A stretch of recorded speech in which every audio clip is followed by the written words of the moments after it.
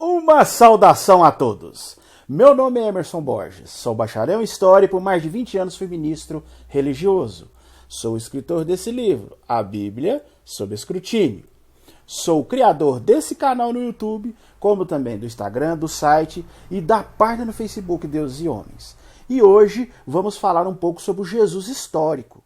Ao analisarmos esse personagem Jesus, temos que separar o Jesus mítico do Jesus histórico. O Jesus mítico é aquele que habita o imaginário de mais de 2 bilhões de pessoas e que é a base da fé e é a base da crença dessas pessoas. Esse Jesus mítico ele foi construído durante séculos, né? E ele foi absorvendo muitas coisas dos deuses pagãos da época, da mitologia da época. E hoje é o que a maioria dos religiosos conhece, adora, venera. É esse Jesus mítico. Agora, o historiador ele está atrás do Jesus histórico. O Jesus histórico é provavelmente o Jesus que realmente existiu. O Jesus que podemos analisar com base em evidências históricas. Existem duas correntes entre os historiadores ao analisarmos esse assunto do Jesus histórico. Existem os historiadores que consideram que Jesus nunca existiu, que ele foi uma criação das pessoas da época, e existem aqueles que consideram que pode ter existido uma pessoa, né? Mas uma pessoa como eu, como você, uma pessoa normal que atraiu ali alguns discípulos na época, que na época havia vários pretensos messias, né, vários pretensos profetas, e que esse personagem, essa pessoa, foi mais um dos diversos messias que surgiram na época e que provavelmente foi morto pelos romanos, e os seus seguidores, depois da morte dele, começaram a criar o mito em volta dessa pessoa. Então, esses dois ramos de historiadores, eles estão aí debatendo o assunto, né? Então, há muita controvérsia, né? Há muitos estudos que estão sendo feitos, mas o objetivo da história é isso, é analisar profundamente a questão, ver todas as vertentes e, como eu disse aqui, eu como historiador, eu sou desse grupo, né? Eu acho que as evidências apoiam mais esse grupo que considera que houve uma pessoa, né? Uma pessoa como eu, como você, não uma pessoa que nasceu de uma virgem, né? Que fez milagres maravilhosos, curou doentes, ressuscitou mortos e que ele mesmo foi ressuscitado. Não, isso não, né? Um ser divino, né? Mas eu sou desse ramo que considera que houve uma pessoa comum, né? Que na época atraiu alguns seguidores, né? Tinha um certo carisma e que ao ser morto ele foi sendo mitificado pelos seus discípulos. Diante desse cenário, para um esclarecimento maior sobre o Jesus histórico, eu vou responder aqui nesse vídeo 8 perguntas fundamentais para entendermos melhor a questão do Jesus histórico. A primeira pergunta que vamos responder hoje é: os autores dos evangelhos conheceram Jesus? Bem, a maior parte dos historiadores concorda que nenhum evangelista foi testemunha ocular da vida de Jesus. Os evangelhos, na verdade, faziam parte de uma grande variedade de textos que circulavam ali nos primeiros séculos depois de Cristo e representavam o que algumas comunidades da época pensavam sobre Jesus. Alguns evangelhos foram deixados de lado séculos depois pela tradição católica e foram conhecidos como apócrifos. Esses textos, esses evangelhos, essas centenas de evangelhos que existiam nos primeiros séculos do cristianismo, eles têm autoria anônima. É difícil provarmos, né, com evidências quem realmente foi o autor desses evangelhos. Apesar de alguns virem com nomes, né, de apóstolos e discípulos famosos de Jesus, é difícil confirmarmos a veracidade, né, dessas informações, bem como da data exata da escrita e da origem geográfica quando foi escrito esse evangelho.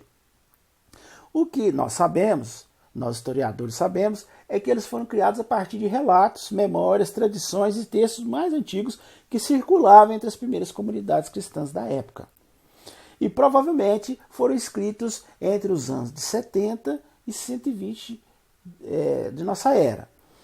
Segundo a tradição, Jesus foi morto por volta do ano 30 de nossa era. Então, esses supostos relatos evangélicos foram feitos 40 anos, 4 décadas depois da suposta morte de Jesus. Então, perceba aí que há uma lacuna, um abismo de 40 anos no mínimo entre os fatos propriamente ditos e as primeiras tentativas de se colocar por escrito uma biografia de Jesus. Então, durante esses 40 anos, provavelmente, o que havia era apenas lendas orais, mitos, que iam sendo passados pela tradição oral.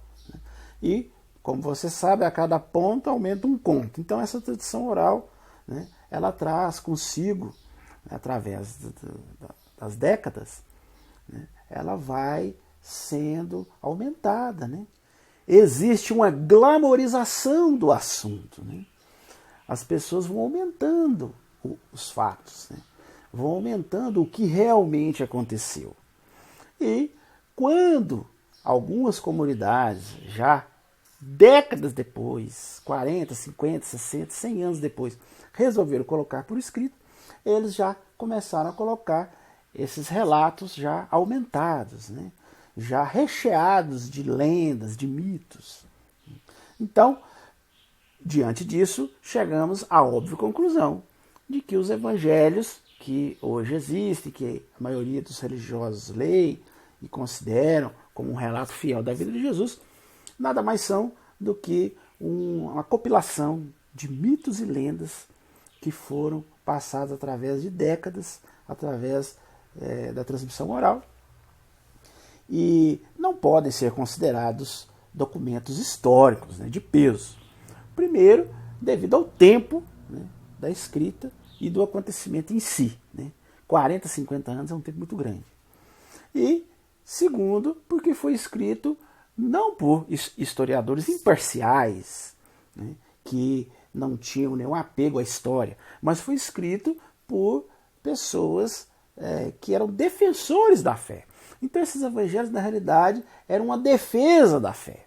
Foram escritos com o intuito de propagar a sua crença. Então não podemos analisar esses escritos de uma maneira isenta, escrito por pessoas que estavam neutras no assunto. Longe disso, eram pessoas que tinham ali o único objetivo de divulgar a sua fé. Então, na realidade, é uma defesa de fé, e não livros escritos por historiadores imparciais que não estavam envolvidos com o assunto, emocionalmente, eu digo. Diante de tudo isso, chegamos à conclusão de que tanto esses evangelhos, que são hoje considerados oficiais, porque, como eu já expliquei, a igreja, séculos depois, ela resolveu fazer um cânone. E aí ela escolheu esses 4 que hoje estão nas Bíblias, Mateus, Marcos, Lucas e João, e deixou outros centenas de evangelhos de fora. E nessa decisão aí, esses evangelhos que foram deixados de fora começaram a ser desprezados, e esses considerados oficiais que foram apoiados pelo todo-poderoso Império Romano.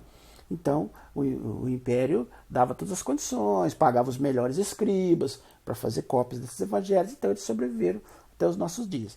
E estes outros evangelhos que foram rejeitados, considerados como não canônicos, eles foram perseguidos. Aí o Império começou a perseguir, a fazer de tudo para que eles desaparecessem, para que não fossem feitas cópias. Então, por isso é muito difícil achar, né, manuscritos antigos desses evangelhos, chamados evangelhos perdidos, né?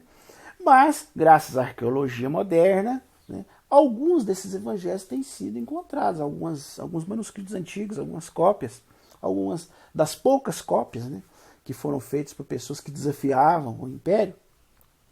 Então, os arqueólogos têm achado alguns, como, por exemplo, acharam o Evangelho de Judas, o Evangelho de Maria Madalena, né, o Evangelho de Tadeu, né, e vários outros, né, evangelhos aí que, graças à arqueologia moderna, foram achados, foram desenterrados, né, e são provas contundentes, né, da existência de centenas de outros evangelhos na época, né. Então, a questão da escolha dos evangelhos foi simplesmente uma escolha política, né, aonde ali, na época, o Império Romano resolveu, né, por interesses, quais os que tinham uma mensagem que se harmonizava mais com o que eles queriam colocar como dogma da igreja ali. E eles ficaram e estão aí até hoje. E os demais foram desprezados, né, e a igreja fez de tudo para que eles desaparecessem. Mas, como a gente diz, né, a história está aí, né? Apesar das pessoas tentarem ocultar, né, vários evangelhos foram achados. Estão aí para provar isso que nós estamos falando, né? Inclusive, esses evangelhos eles trazem um outro ponto de vista, né, de outras comunidades da época, né? E o historiador, inclusive eu, sou apaixonado por esse estudo, porque é isso aí que nos dá uma visão mais ampla da história, né? Isso que nos mostra os diversos pontos de vista da época, como diversas comunidades encaravam esse personagem, Jesus. Então, para termos uma noção mais ampla e melhor da época, temos que analisar todos os evangelhos, né? Infelizmente, não temos condições, porque a maioria se perdeu com o tempo. Mas temos que procurar analisar os que temos condições hoje, os oficiais que existem e que estão aí disponíveis para todos, e esses poucos manuscritos de alguns outros que foram achados aí através do tempo, né? Então, esse estudo complementa e muito, né? Nos dá uma visão mais ampla, uma visão melhor, né, daquele mundo, né, e de como os fatos aconteceram ali naquela época. Porém, o historiador sério, né, ele não deve se apegar a esses evangelhos, tanto os oficiais que existem hoje, como os evangelhos que foram perdidos e que a arqueologia tem achado alguns aí, não deve considerar isso como algo definitivo, né, que conta toda a verdade da época, porque, na realidade, como eu já disse, esses evangelhos são mais uma defesa de fé feita por pessoas que queriam propagar as suas crenças, diferente de um documento histórico isento feito por historiadores que não tinham envolvimento emocional com o assunto, né? Então a gente tem que filtrar bem isso aí, né? Saber analisar aí e extrair alguns pontos desses evangelhos que a gente considera como realmente histórico, e ver que tem muita coisa aí que eles foram acrescentando, né? Foram colocando acréscimos, né? Mitos, lendas, né? Para dar uma glamorização à sua fé. Então tudo isso aí tem que ser analisado, tudo isso aí tem que ser avaliado pelo historiador, né? E a gente nota isso comparando os evangelhos, né? Há muitas contradições, incoerências, discrepâncias, um fala uma coisa, outro fala outra. Eu já fiz até vários vídeos sobre isso. Depois você pode analisar na descrição desse vídeo aqui, eu deixo os links dos outros vídeos que nós já fizemos no nosso canal, e muitos desses vídeos eu falo sobre isso, sobre essas incoerências, essas contradições, né? Então, é um estudo que tem que ser feito de maneira pormenorizada, né? O historiador ele tem que olhar com uma lupa muito grande, avaliar a intenção do escritor, né? Avaliar a isenção dele, né? Avaliar qual é o propósito dele ao escrever isso, né? E como eu já disse no início, né, na pergunta, nós temos que entender que os escritores desses evangelhos já pegaram relatos lendários e mitológicos de décadas, às vezes 40, 50, 60, 100 anos depois dos fatos propriamente ditos. Então aí essa lacuna dá margem, né, para que quando eles foram escrever, já estavam escrevendo relatos bem aumentados, né, bem mais fantasiosos, mitológicos, lendários. E podemos afirmar com certeza que esses escritores desses evangelhos não foram testemunhas oculares, né, dos acontecimentos ali registrados, devido a essa distância enorme, né, de mais de 50 anos. Né, o que os historiadores consideram como o evangelho foi escrito primeiro, ele já foi escrito 50 anos depois, que é o de Marcos, né? E o de Lucas e Mateus já é datado de 60, 70 anos depois da morte de Jesus. E o de João, então, né, 80, 90 anos depois da morte de Jesus.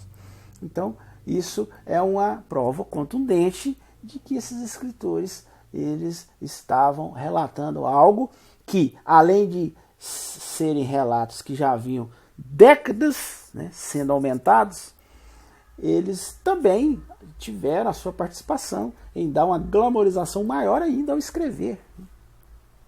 Então, podemos afirmar que os escritores dos evangelhos não eram os apóstolos, os discípulos, porque todos já estavam mortos, né?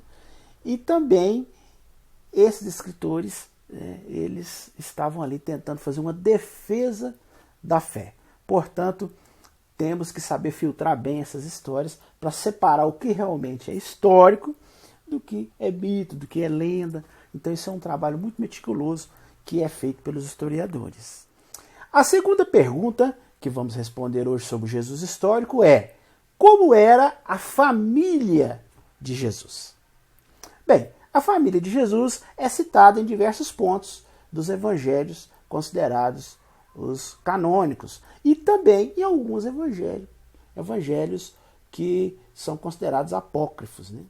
No evangelho de Marcos, por exemplo, né, que segundo os historiadores foi um dos primeiros a ser escrito, os parentes de Jesus são mostrados de uma forma assim um pouco distanciada do movimento de Jesus, né? Em certo momento, no evangelho de Marcos, eles até chegam a afirmar que Jesus estava louco, né? E começam a falar que as atividades dele, né, e a pregação dele era coisa de uma pessoa que não estava bem na cabeça. Olha para você ver, né? Já em outros evangelhos, a família já começa a ficar mais junto do movimento de Jesus, né? O escritor já começa a colocar a família mais próxima de Jesus, né? Não o considerando como louco, né? E dando destaque até mesmo à mãe de Jesus, Maria, que está sempre presente em vários momentos-chave da história.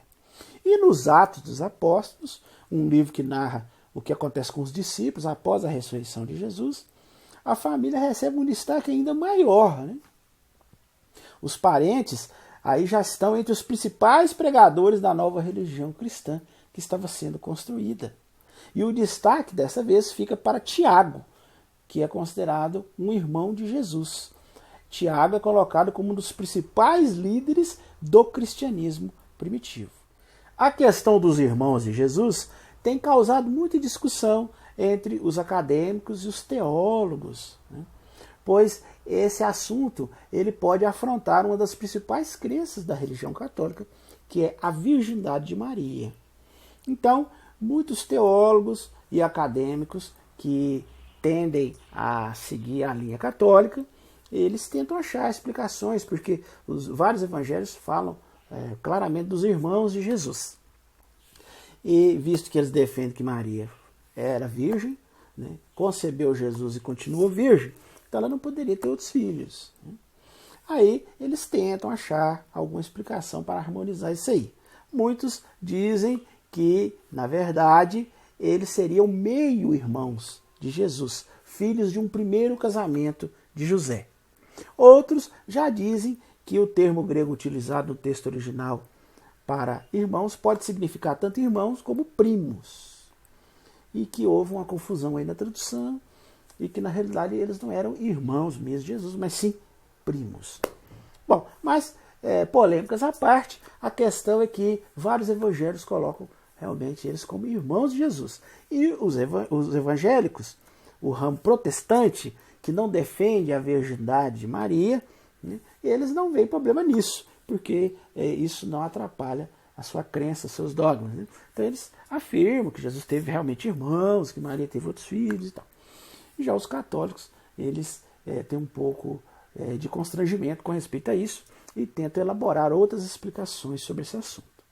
Uma outra pergunta importante sobre o Jesus histórico é: João Batista existiu? Bom, João Batista, podemos afirmar que ele foi realmente um personagem histórico. Segundo diversas fontes da época, ele era um importante pregador judeu que viveu na Galiléia no primeiro século. O tipo de movimento messiânico comandado por João era bastante comum na época. Esmagados pelo Império Romano, os camponeses judeus eles eram levados a esperar pela intervenção de um Salvador, que fosse mudar os rumos da história. Inclusive, o historiador Flávio Joséfo cita dezenas de candidatos a Messias em seus textos. Segundo as fontes históricas, o movimento liderado por João Batista chegou a ser, por certo tempo, mais importante do que o de Jesus. Inclusive, o número de páginas que o historiador Flávio Joséfo dedica a Batista é muito maior do que as páginas que ele dedica a Jesus. Ele fala muito mais de João Batista do que de Jesus. E as poucas vezes que ele fala de Jesus, algumas delas, inclusive, são consideradas acréscimos feitos pelos copistas cristãos nas obras de Joséfo. Entre as diversas citações de Flávio Joséfo a João Batista, o historiador narra como que João Batista realmente desafiava o Império Romano e as autoridades da época. Inclusive, ele narra como Herodes reconhece a força de João Batista e manda matá-lo. Então, isso é narrado em pormenores por Flávio Joséfo. Pelo visto, parece que Jesus pode ter sido um discípulo de João Batista e que, com o tempo, ele aprendeu com João Batista a batizar, a exorcizar e a desafiar os conceitos que haviam na época ali. Mas, provavelmente, com o tempo, pode ter havido uma separação entre os dois. Parece que eles romperam, o discípulo e o mestre romperam. Talvez as ideias já não estavam mais batendo, já não estavam mais sendo coerentes entre eles. Eles estavam com ideias diferentes. E, devido a essa divergência, provavelmente houve uma separação. Os próprios relatos dos evangelhos mostram o quanto esse personagem João Batista era forte na época. Porque os evangelhos, os escritores dos evangelhos, eles chegaram a citar João Batista em muitos dos seus evangelhos. E provavelmente isso indica que eles sentiram a necessidade de colocar esse personagem para dar força e uma amarra à sua teologia. Então isso demonstra que João Batista, quando foram escritos os evangelhos, ele era um personagem ainda forte, que estava ali na mentalidade das pessoas. Então, os evangelistas chegaram a usá-lo justamente para dar mais peso ao que eles estavam escrevendo. Os cristãos eles tiveram essa necessidade de mostrar que João Batista enxergou em Jesus o Messias, tentando dar uma credibilidade, e mostrar que Jesus realmente ele tinha valor, e que era uma pessoa que devia ser analisada de uma outra maneira. Uma outra pergunta muito interessante sobre o Jesus histórico é: Jesus sabia ler? Jesus, em alguns evangelhos, ele é mostrado como uma pessoa alfabetizada. No evangelho de Lucas, ele relata ali um acontecimento em que Jesus entra na sinagoga na cidade de Nazaré e começa a ler textos escritos pelo profeta Isaías. E no evangelho de João, naquele famoso acontecimento ali, aquele relato do apedrejamento da adúltera, onde Jesus usa a famosa frase: quem não tiver pecado que atire a primeira pedra, ali mostra que Jesus se abaixou e começou a escrever no chão. Só que todos esses relatos têm alguns problemas históricos e eles mostram que provavelmente foram relatos que os evangelistas criaram para dar essa impressão que Jesus era alfabetizado, que ele sabia ler e escrever, mas que na realidade ele não sabia nem ler e nem escrever. Esses questionamentos sobre esses dois relatos existem por diversos fatores. Primeiro, a questão do relato que ele entra na sinagoga de Nazaré e começa a ler, né, um trecho do profeta Isaías. Então, esse relato, se nós formos analisar segundo fontes arqueológicas e históricas, ele tem tudo para ser uma lenda.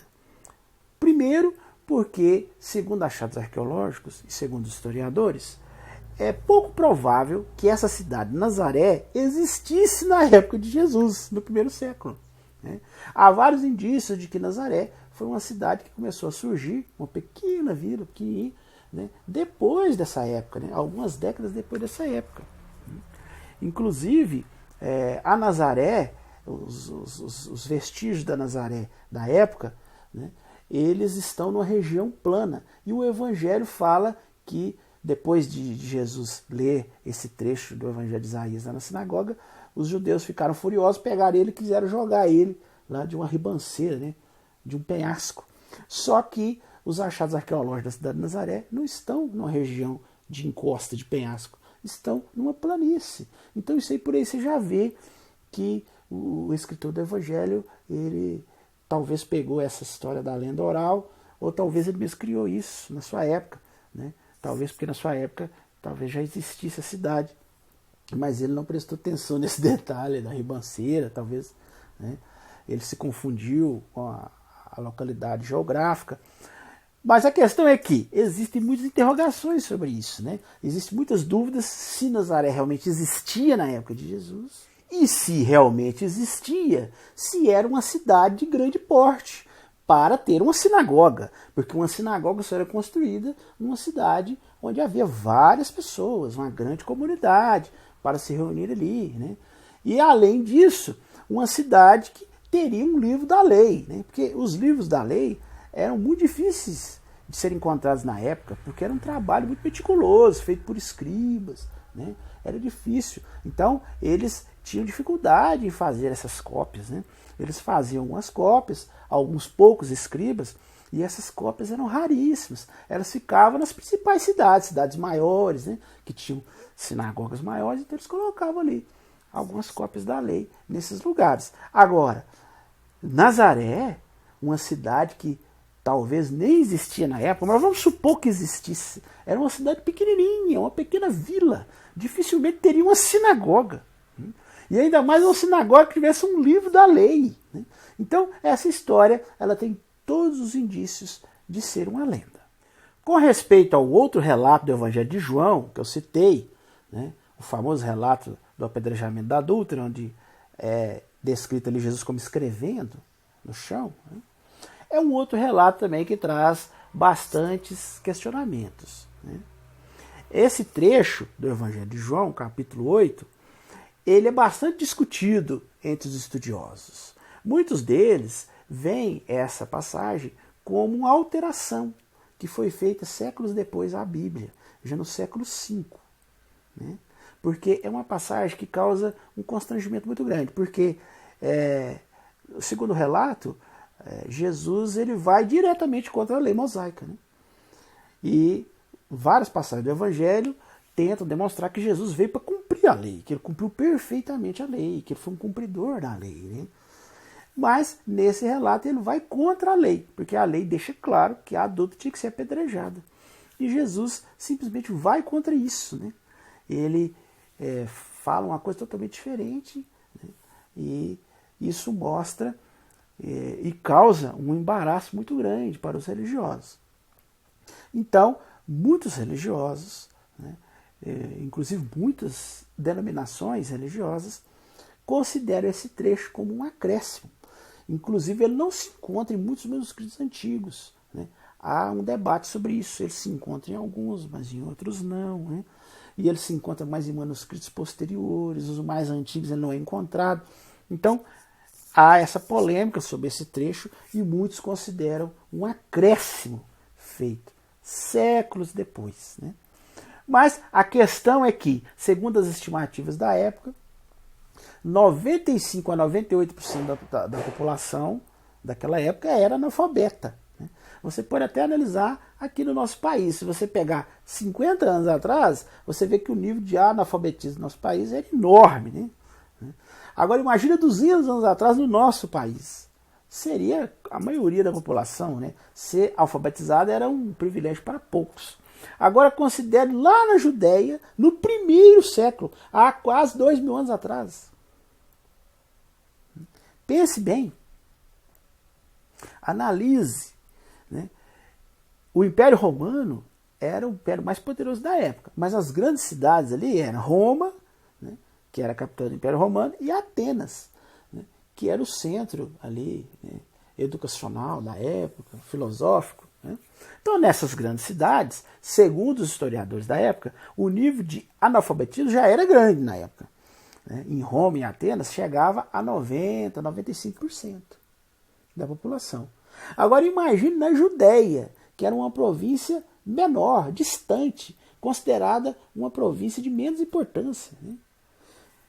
Com certeza, os níveis de analfabetismo nessa região eram muito maiores, né? Muito maiores que 95%. Muitos historiadores chegam a dizer 98%. Então, ser alfabetizado na época era um privilégio para poucos. Né? Saber ler era algo de pouquíssimas pessoas sabiam. E escrever é muito mais difícil ainda.